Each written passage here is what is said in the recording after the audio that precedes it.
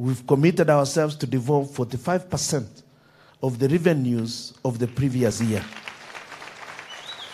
This is meant to assure that services can actually be provided as proximate to Kenyans as is practical.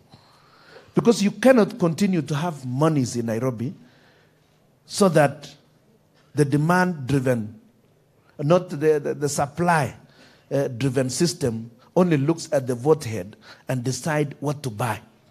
The end result is that you have got medicines for the wrong things in the wrong places. They'll bring you obesity medicines in rural areas where we can't even have food. We are saying that we would also like to cover the full population with the proper insurance cover, not a situation where our competitors find NHIF at 160 and raise it to 500. End result, it's of no use. It cannot be afforded by the general public. We have got to look at proper insurance that will cover the whole population, and that will have to be subsidized by the state. Because we all need to live, and we must live now. I want to say that that is going to be mandatory, and we are going to pay attention, serious attention to those issues. We would also like to work with the county government to design a national primary health care policy that will ensure that all households are then covered with primary health care. We understand the diseases that are now emerging, the lifestyle diseases, but we should first eliminate as well the primary health care. So once we've devolved the resources that we need to devolve, county governments will focus on what Kenyans expected them to do. We said when we were promulgating the Constitution that we, the people of Kenya, give unto ourselves the Constitution which we did, understanding it full well and understanding that we come from different cultures. And we want to use that as a strength. We believe devolution is what we set out to embrace, and we need to strengthen it. I want to assure you that we will do that as a government. My brother Musalia forgot that even in the education sector, we intend to ensure that counties pay attention to the infrastructure in the primary schools and the secondary schools. We will also ensure that the question of teachers is addressed. We have got a serious shortage of teachers, and yet, come to think of it, they are unemployed for more than 10 years, even after graduating. Yet we've got that particular shortage. I just wanted to mention that. But I want to also continue and say that we need to provide clean drinking water to every Kenyan. It does not matter where he is. That can be sorted out. We cannot continue to provide water pans for people to fetch water to come and drink. Give them clean drinking water. We can use the water pans for our animals, and we can also use it for irrigation. Irrigation is not just for areas where there are rivers. We can have water pans and use solar power to irrigate, even for one mama. Even very simple. There is enough technology around. The only challenge is that we've not been able to focus on what must be done to move our country forward. Unless we rediscover production, we cannot say there is economic growth simply because you are just building mega projects. Development must be broad-based and must start from below. Places like Turkana that have huge water aquifers, and yet you find the Turkanas having no water. This is unacceptable. We must continue to protect our water resources as we move forward. At the same time, ensure there is harmony between the people and the environment. We cannot create one to wage war on the next. I think that is all I wanted to indicate. We must ensure that pesa iende Asante sana.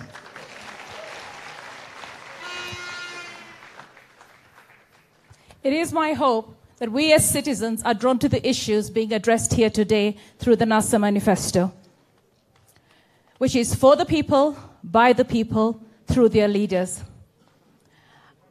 Thank you, Governor Isaac Ruto, for your contribution.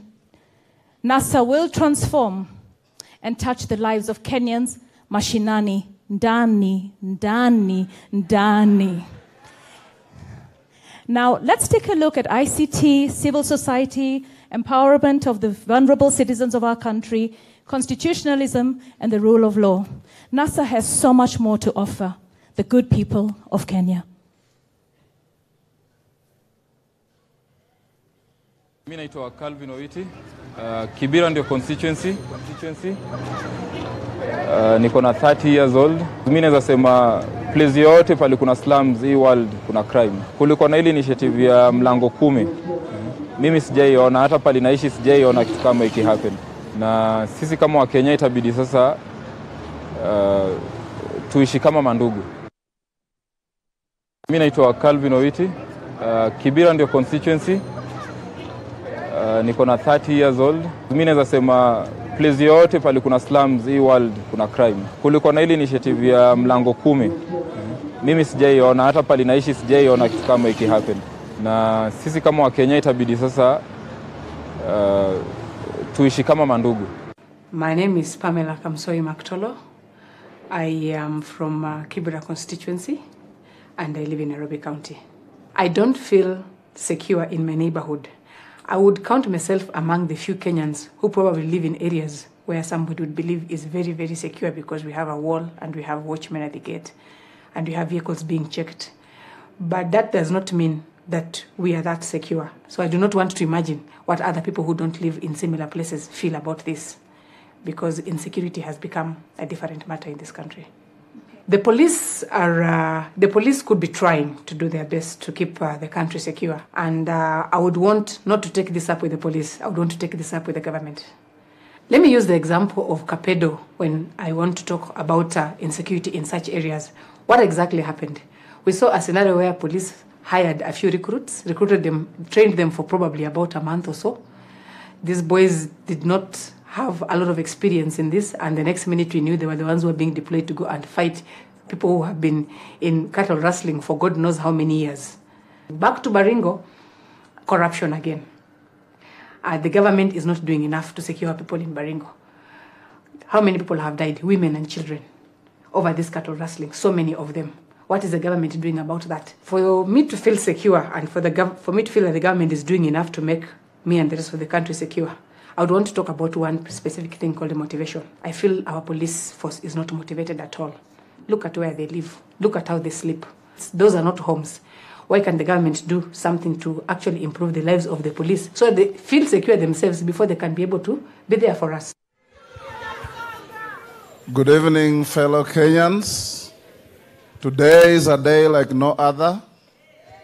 We are gathered here to give you the NASA dream for the people of Kenya.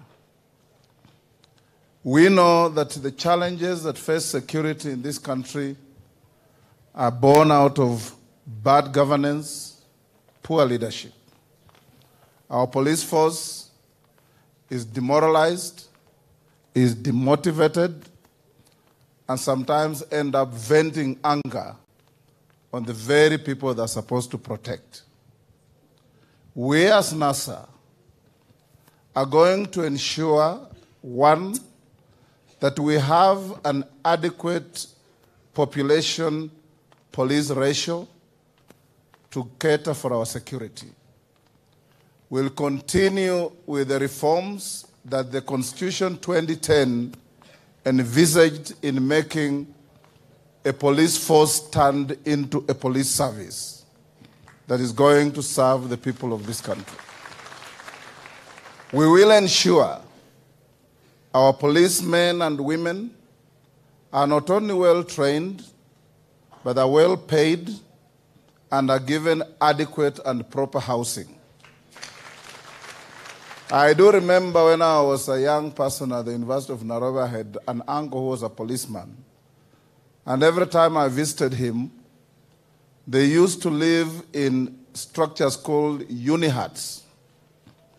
And there will be 4 families sharing one round uni-hut separated by a piece of cloth.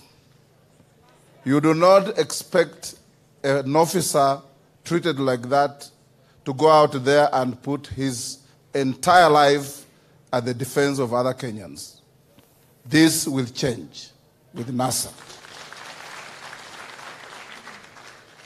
When we opened this discussion and conversation, you saw a Kenyan from Mandera talking about the challenges of security in that part of the country. Part of the problem is our continuing engagement in our neighboring country, Somalia, without proper strategy. NASA, in collaboration with international partners and regional players, will embark on a phased withdrawal from Somalia to bring back our soldiers to protect the territorial integrity of our nation from our soil and not anywhere else. When our worst competitors came into power, you remember they went around yapping that they were digital. They told Kenyans they will be able to give children laptops without planning on how those laptops will be distributed, stored, or even the teachers to teach the children. The NASA government will ensure, one, that there will be adequate training for ICT teachers for all schools. Number 2, the NASA government, in collaboration with all county governments, will ensure that each and every school has a constructed and properly equipped computer lab from where children will be able to learn and be ICT compliant. That is the only way we can be able to build a nation from childhood with a smart economy that is around the corner, being able to be compliant with ICT. The NASA government, in our plan for the people of Kenya, will ensure that NGOs in this country are truly NGOs, non-governmental. You have seen the NGO Coordination Council turning itself into a policeman against NGOs other than a coordinator for NGOs. This will not happen under the NASA government because non-governmental organizations play a critical role in partnering with and augmenting government efforts in developing the people of this country. As NASA, we are going to ensure that this country has an equitable level of development. Imagine what we see in a county like Turkana, where we saw a policeman with a Kalashnikov in a class purporting to teach children because there are no trained teachers there. And at the end of the year, that child has to sit the same exam with a child from Kilimani Junior Academy, from Nairobi Primary, and from the academies around the country. That is confining the children from marginalized areas to permanent poverty, permanent exclusion, and they will never get to compete with the rest of Kenyans in achieving the Kenyan dream. For the NASA government, a child in Turkana, a child in Mandera, a child in Moyale, we shall strive to ensure that those children access and enjoy equal opportunities and equal facilities for education in this country. Then at the end of the day, we can say our children can face a common